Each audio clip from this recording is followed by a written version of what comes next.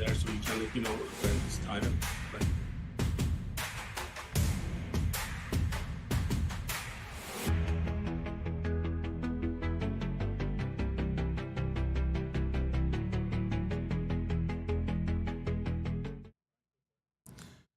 Good afternoon and welcome to UnitedTV. My name is Kemal Erkan. Today is April 25th, 2025. Our session our start time changed a little bit, but it was for a good reason because we have our Congresswoman Sarah McBride joining us. We can welcome her right now. Sarah has previously joined us several times, actually, probably this may be your sixth time.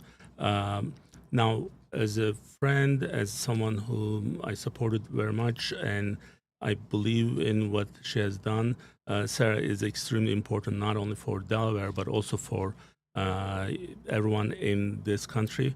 Her life is an extremely important and good example for others, and therefore she's always going to be special.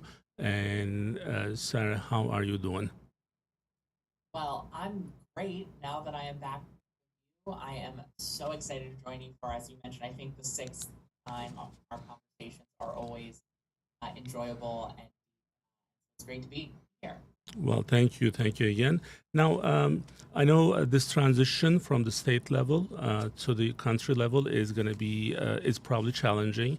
So I want to actually start with that and then see how you are doing, how you are adjusting that. Well, I'm good at transitions. I'm loving representing Delaware. It is a professional privilege of my life. I loved serving in the Delaware State Senate. We were able to get a lot done, as I have talked about over the years. We were able to pass my Healthy Delaware Families Act passed in 12 weeks for Delaware workers. We were able to pass my Healthy Delaware Families Act to ensure that our Medicaid program is well funded and better meeting the needs of vulnerable Delawareans. Roughly 1 in 5 Delawareans that rely on it for health coverage. We were able to pass that legislation, resulting in the largest ongoing infusion of new resources into our state's Medicaid program since the ACA. Now, obviously, in Congress, instead of entering a Congress that is continuing the progress that I was able to be a part of in the Delaware State Senate, I'm entering a Congress where I'm having to defend Delaware from far right-wing policies that would undermine healthcare for Delawareans, that are policies that are raising costs and prices for Delaware workers, retirees, and their families. And so a lot of this transition has been focused on defending our state, while obviously also continuing to deliver for Delawareans by building out our office and introducing legislation and addressing the constituent needs that come to our office on a range of issues, including helping to return $360,000 to Delawareans in the form of Social Security checks, veterans benefits, tax refunds that Delawareans were owed that they weren't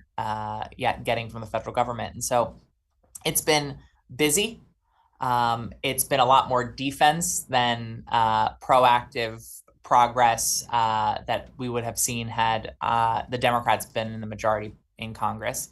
But it's still an incredible privilege and responsibility, and one that I am in awe of every single day that I am here in Delaware or down at the U.S. Capitol.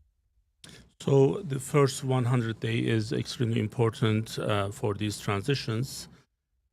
Yet the Congress position is, elected every 2 years. The term is one of those. By the time you settle, then the other election is coming, and then yet you have to work. If there was no election tomorrow, but then you still have to work like there's an election next day. So this makes it very challenging now.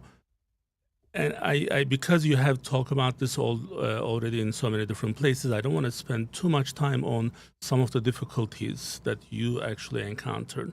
Now, as a close friend of yours, I took some of them personally, and we discussed some of them in this session.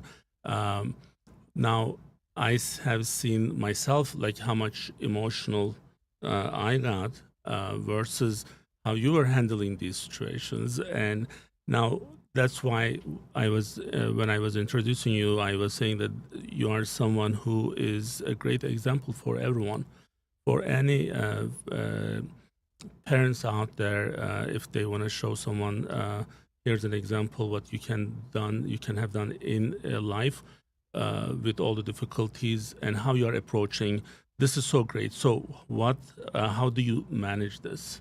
How do you make this so almost seamless so that I'm like, she's just doing so good? Well, thank you. That means a lot. And part of the way I'm able to deal with the extra stuff that comes my way in Congress is because of the love and the support of friends like you, my family, and honestly, Delawareans across the state. I got to tell you, there is nothing better than being here in Delaware, traveling across the state. We've racked up about 3,000 miles, more than 3,000 miles on our odometer since I was sworn in January, traveling to Newcastle, Kent, Sussex, meeting with Delawareans of every background, and the love and the support that has been evident across the state in response to some of the treatment that I've faced in Congress has deepened my love for this state. It has filled my tank and filled my heart. It has energized me and motivated me in this work, and it makes it all so much easier. Look, there are a handful of people in Congress who get a lot of attention, and that's really what they're there to do. They're there to get attention rather than to deliver for their constituents. They have to answer their constituents about that fact, but they are in sole pursuit of attention, of headlines, of clicks on social media, of likes on social media. And in order to achieve that, they employ the strategies of reality TV. And on a Bravo reality TV show, what is the best way to get airtime? You pick a person, you pick a fight with them, you throw wine in their face, and that gets attention. That drama draws attention. And look, I refused to let them clout chase off of me. I refuse to contribute to an environment where they get even more airtime, they get even more attention, they get even more clicks and headlines. And the best way for me to do that is to not give them the response that they want. The response they want is for me to get upset and get angry and to yell back at them and even just to respond. And I know for me, the best way that I can begin to take the incentive out of their behavior is just to not give them the response that they're seeking. And again, it's a handful of people. It's not easy. I'm not going to say it doesn't, it doesn't hurt. But it pales in comparison to the challenges that so many people that I represent are facing every single day. And two, I really do think it says much more about the folks who are treating me that way than it does about me. And I hope those folks find healing in their lives. I hope those folks find the comfort, confidence, and security that they are seeking, that is apparently eluding them and resulting in them behaving the way they do. And I will just say, I think most people there are serious people, and it's one of the reasons why I've found success in working in a bipartisan, collaborative fashion with the folks who are there to be serious, unlike some of the reality TV show stars that are in the House right now. Right. So, well, that's what I was going to say. Like, there are right now, one of the things you also say, there are so many important issues that we have to deal with. So the worst thing that someone can do is pick these little issues, almost like childish. Like, I'm like, there's no meaning of, there's nothing meaningful that I see when problem is other people are able to see it. Even their own people are able to see this, and it's childish. So, but you are doing a great job. And one of the, it's kind of like my next question is, because you are someone who probably have sponsored so many bipartisan bills, right? So now you were never divisive anyway. You were always kind of getting people together on different parts of the Senate and different part of the aisle. So you have done this, you have demonstrated this. Now, do you see with the current climate in the country, do you think you are going to have issues to have the same approach, meaning bipartisan bills and being able to sponsor or co-sponsor them? So, as you mentioned, when I was in the state Senate, I was proud that nearly every bill that I introduced and passed with bipartisan support, including some pretty major Democratic priorities, legislation around paid leave and healthcare and immigration. I was able to find bipartisan consensus on an immigration bill that I brought forward in the state Senate. And obviously, national politics is a lot more toxic and partisan than Delaware state politics is. And it's certainly harder to work in a bipartisan fashion, but it's not impossible, certainly not beyond my capacity. I am proud that during my 100 days, I have introduced as the lead sponsor several bills, almost all of which are bipartisan, including the Ending Scam Credit Repair Act, ESCRA.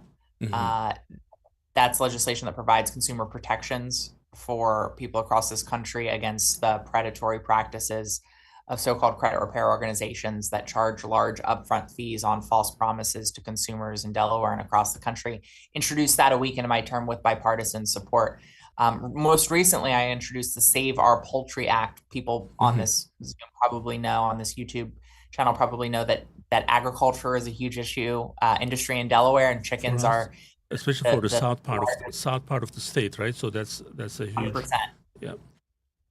So what can you actually elaborate that a little bit? Like what impacts do you kind of foresee with the legislations with that part of the business? Sure. Well, so let me I'll mention this bipartisan thing, and then I'll get into those bills in just a second. But the Save Our Poultry Act to support farmers and lower the cost of groceries for Delawareans, introduced just a couple of weeks ago with bipartisan support.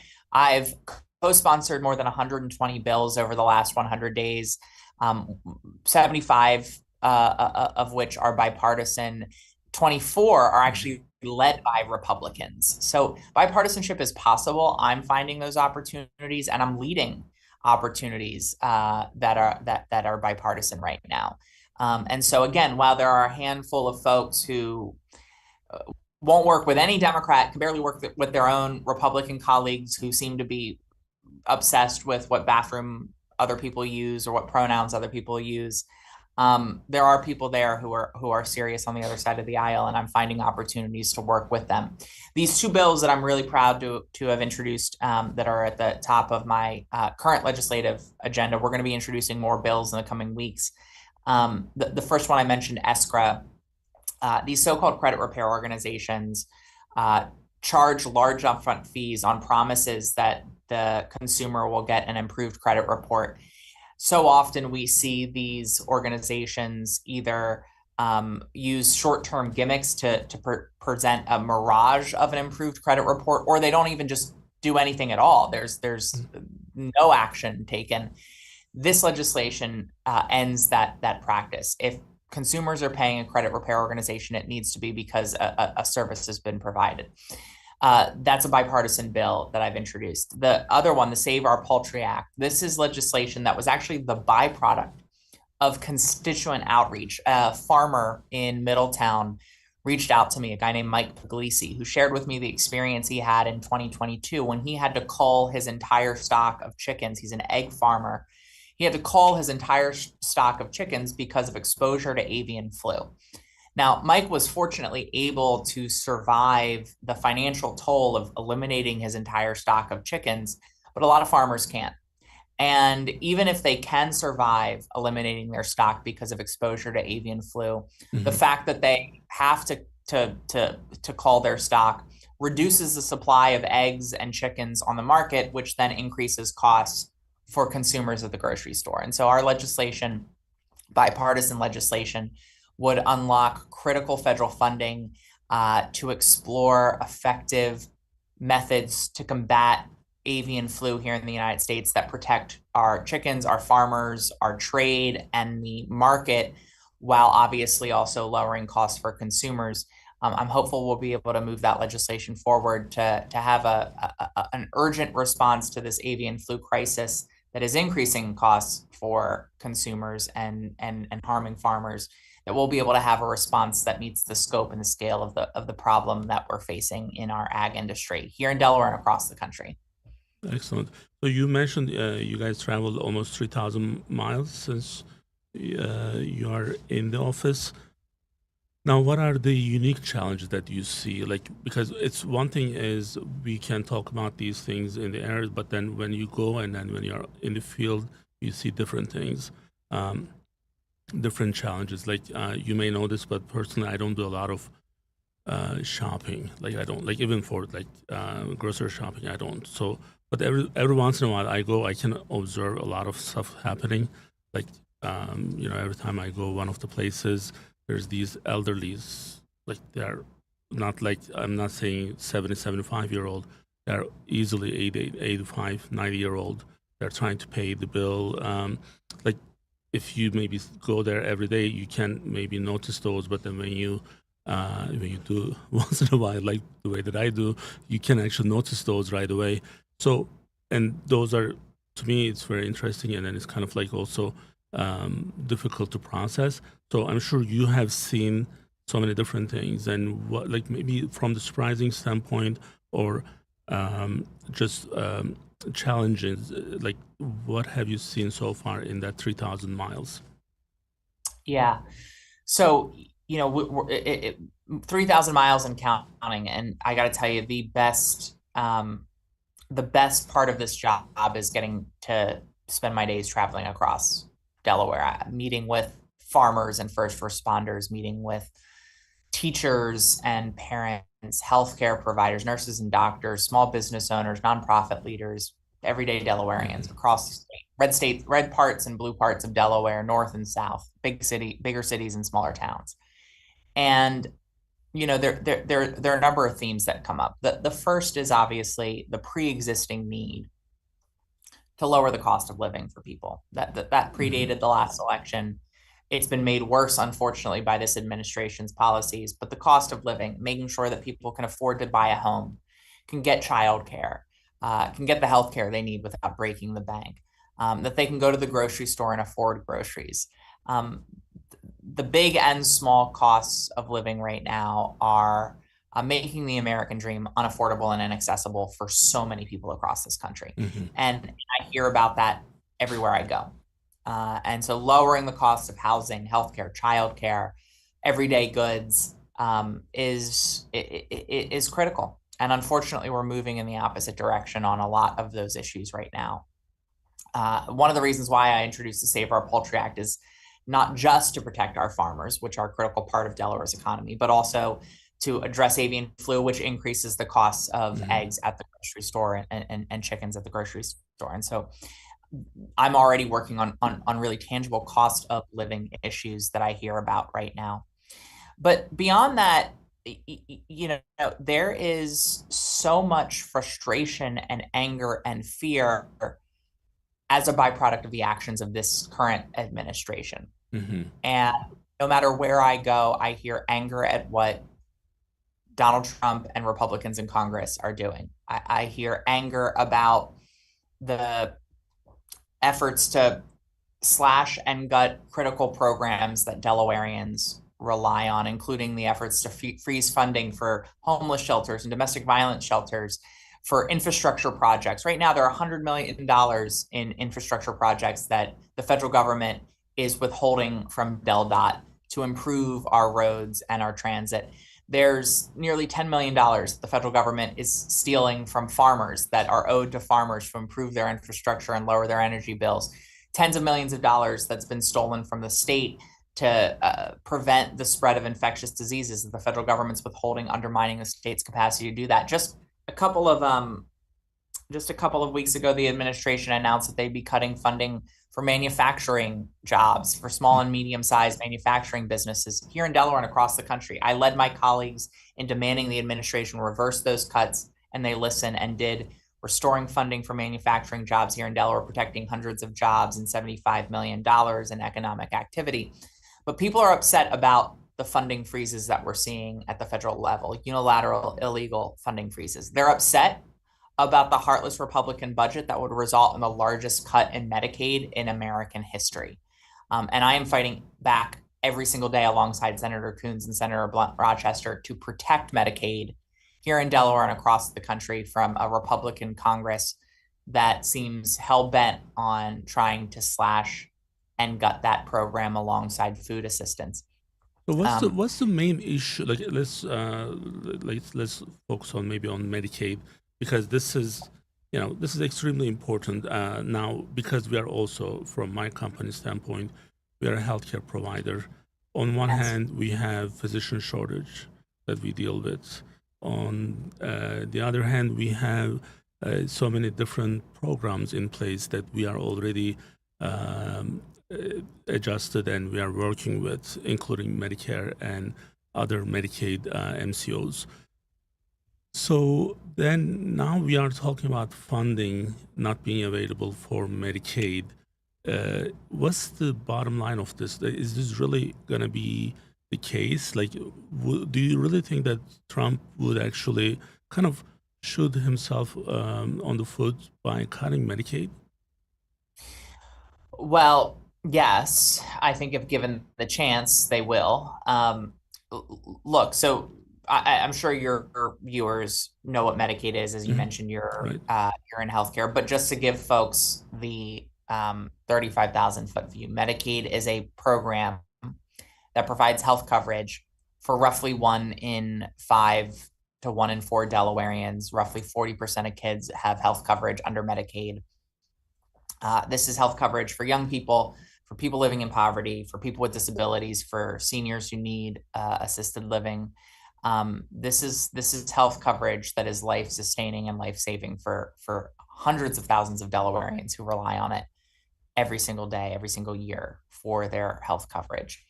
It is jointly funded by the state and federal government. Every dollar that the state of Delaware puts in is matched by nearly $2 from the federal government.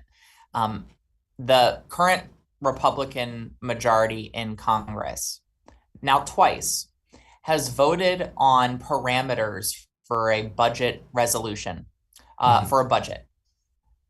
They haven't written the budget yet, but they have voted twice now on the instructions for how to draft that budget. And in those instructions, they call for the Committee on Energy and Commerce to cut $880 billion from its jurisdiction. The only way to cut that sum from their jurisdiction is to cut either Medicare or Medicaid. The Republicans in Congress have said that they definitely will not touch Medicare in this budget. That means that the only way for them to achieve the stated goal, the stated instruction of cutting at least $880 billion from that committee's jurisdiction is for them to cut Medicaid. The math does not add up unless they do that. Now, they have voted twice now to do that, but they now have to actually write the budget. And if there is enough pressure on Republican members of Congress, there is a chance that they will not listen to their own instructions, that they will go back on their goal, that they will not cut Medicaid. But that requires us to speak out, sound the alarm, fight back. It requires people across this country to urge their members of Congress to protect Medicaid. There is evidence that Republicans in swing districts are already getting scared and pushing back on the proposal. But listen, I'm not going to hold my breath waiting for the courage of Republican members of Congress. They have demonstrated a willingness to fall in line, even when it's deeply unpopular before. And so we have to be vigilant. We can't let our foot off the gas pedal. We've got to fight back and make it clear that if they touch Medicaid, there will be consequences come election day for the Republicans who vote for a budget that undermines healthcare for millions of Americans. That will be a huge mistake because, I mean, as you mentioned, so many people who are benefiting from Medicaid. Maybe in the program itself, there may be some inefficiency that can be fixed, but cutting the eligibility is going to create a huge social issue, in my opinion.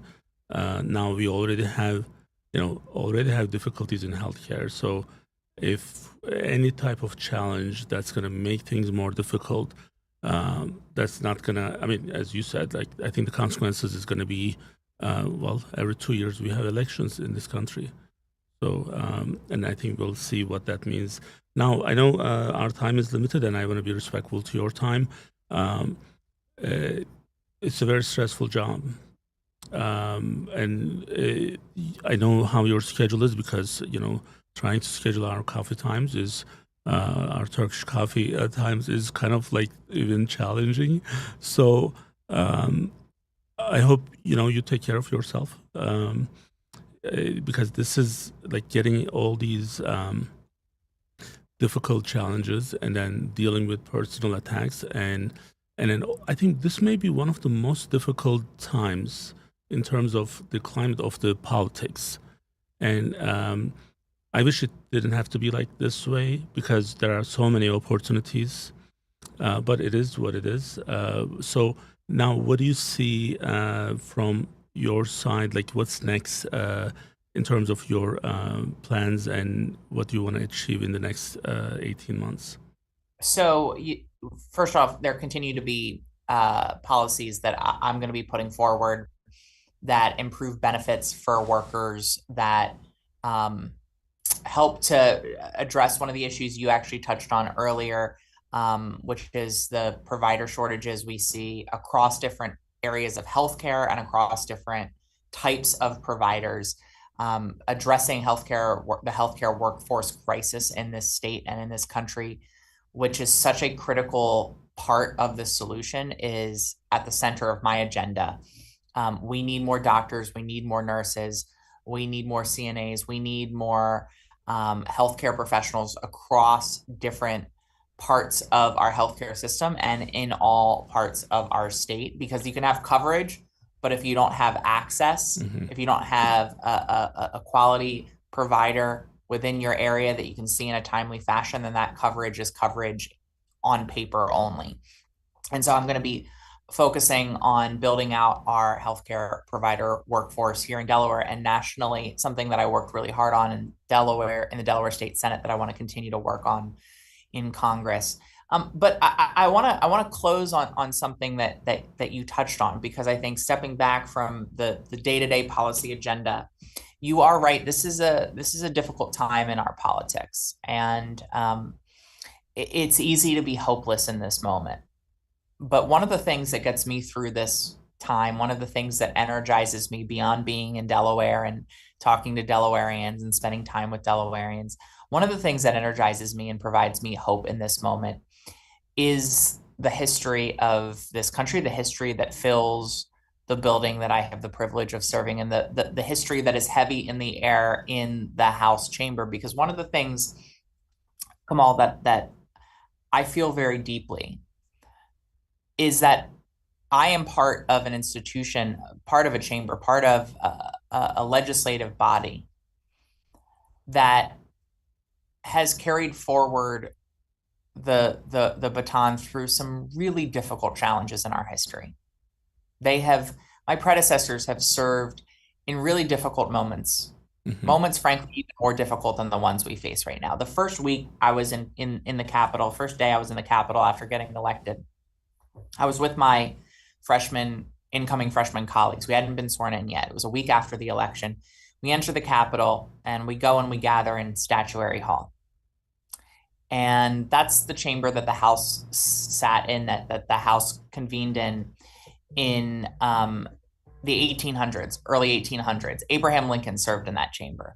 We gathered in there, and then we walked about 100 feet down the corridor toward the current House chamber, where the House moved in 1857, just before the Civil War. And we entered the House chamber for the first time I had ever been on the floor, and sat in the chairs that we see when we watch the State of the Union. and you can feel the history in that space because you realize as you're there, that is the room where the 13th Amendment to the Constitution to abolish slavery was passed, where the 14th Amendment to the Constitution to grant equal protection was passed. It's the space where women got the right to vote. It's the space where Medicare and Medicaid and Social Security were created. These are the chairs that our predecessors sat in when they voted to pass the Civil Rights Act and the Voting Rights Act. And you realize the reasons that our predecessors had, that advocates, that activists, that everyday citizens had throughout our history to give up. And you cannot tell me that the reasons for hopelessness now are greater than the reasons for hopelessness at any moment in our history, from enslavement through the Great Depression, through the Industrial Revolution, through the Civil Rights Movement. Every single one of those Americans in every single one of those periods of our history had every reason to give up hope, but they didn't.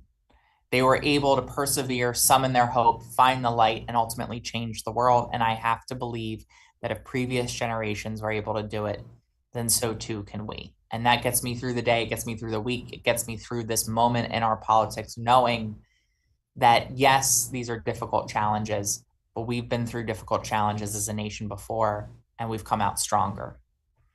Well, I mean, I think what you said is really important, and this is why I believe, looking at these extreme sides on each side, when we are able to eliminate 80% of what we have is able to work together.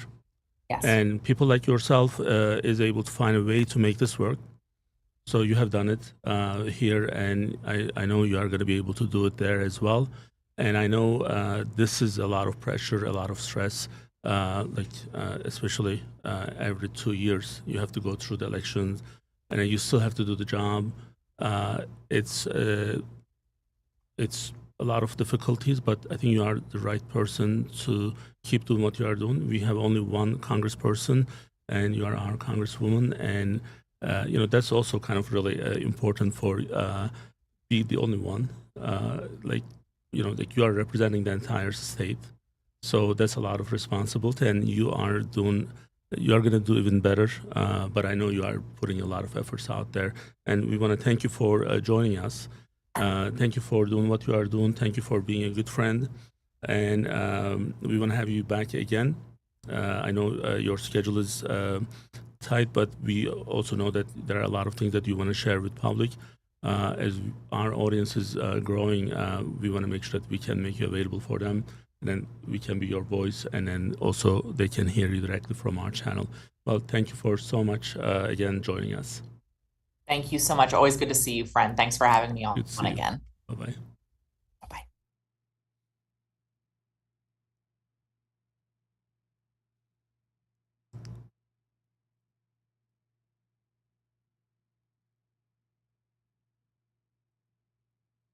All right, so Sarah, I was just waiting for Zoom to because I can see both screens, and sometimes I think our audience, they may kind of wonder what I'm doing, but I'm really just looking at Ethan and the screen to make sure that I'm on the right place.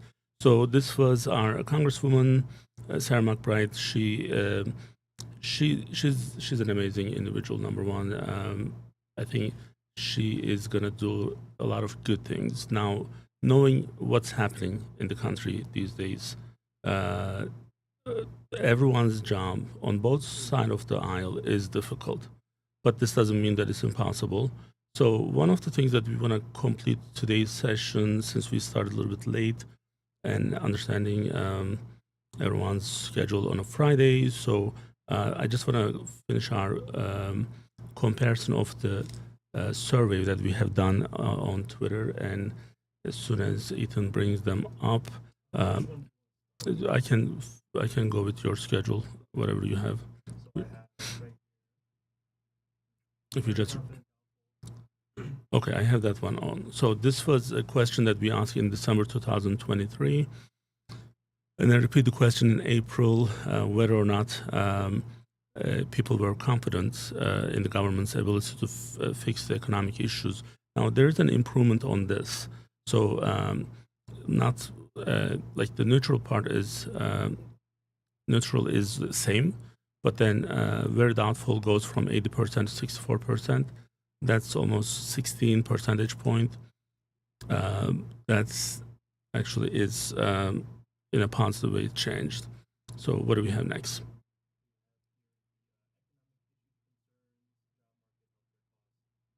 All right, so that one is, so we ask people whether or not, which economic concerns, issues that they have the most. And then the options were job market, healthcare costs, housing, and income inequality. So the answer didn't change. So the housing affordability is still number one, but the percentage of that changed. So it went from 37 to 44%. And the healthcare cost concern went from 30% to 16%, while job market actually is from 13 to 20%. So this tells me that there's many people that are probably concerned about their the future of their jobs. Again, this is a Twitter poll, so that we did with the same wording. We didn't change anything, but it's just giving us an idea how people are thinking, what concerns they have. So, what's the next?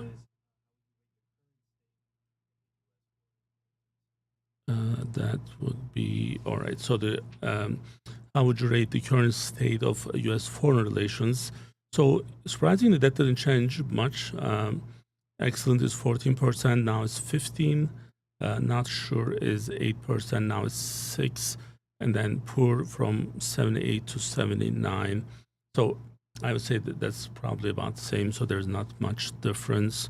I guess I would expect more on this one, more changes on this one than the others, but that didn't happen. And our last question was, do you believe economic considerations should influence U.S. foreign policy decisions? And again, there wasn't a huge difference on this one. The yes strongly went from 65 to 62%, while no not really went from 27 to 24, and then unsure is from 8 to 14%. There's some probably some issues, especially with the current topics, the like tariffs and other trade policy issues. A lot of people probably just waiting what to be seen. But the prior question, actually, that's why I was expecting more on that, because there's a lot going on with the trade policy, and then I felt like that would be impacting like our foreign relations, and it didn't. So it's kind of interesting how these things work. So anyhow, that was our Twitter poll. First 4 questions. My goal is to probably repeat the next 4 questions. That's allowing us to compare Biden administration versus Trump administration. The one other issue was participation was a little bit lower than what we had before. And we do promote these, and then I spend the same amount of money. But for whatever reason, I think maybe people are less interested in what's happening, or because now with Elon Musk being more out there with the Trump administration, maybe, I don't know. I mean, I don't know what to make out of this. But I'm going to repeat the next 4 questions. But I think we had a total of 12, and I will be sharing those with you guys. Next week, we have the Food Bank of Delaware Chief Operating Officer is going to be with us, Larry Haas. Then we'll be in Turkey for 2 weeks, and I am hoping that we'll have 1 live session from Turkey. And as we have introduced several times in the last 3-4 weeks, Eurasian Economic Summit is going to be in the 2nd week of May, which we will be participating. And then the Turkish Festival is coming in Chicago. Anıl Sural is going to be helping the Turkish society to get together. It's a huge event, and United Medical will be one of the sponsors. So although I may not be in person, I may not be able to be there. I know will be making all of our efforts to be there next year. And then right after we come back, we have Seema Verma, former CMS administrator. The current role is occupied by Dr. Mehmet Az, and we are going to discuss the Oracle Health and Oracle's role in healthcare. And also, we want to bring her into the discussion with the CMS and the changes we may be expecting from the current Trump administration. So that's all we have for today. Thank you for being with us. Thank you for watching us, and stay united. Thank you.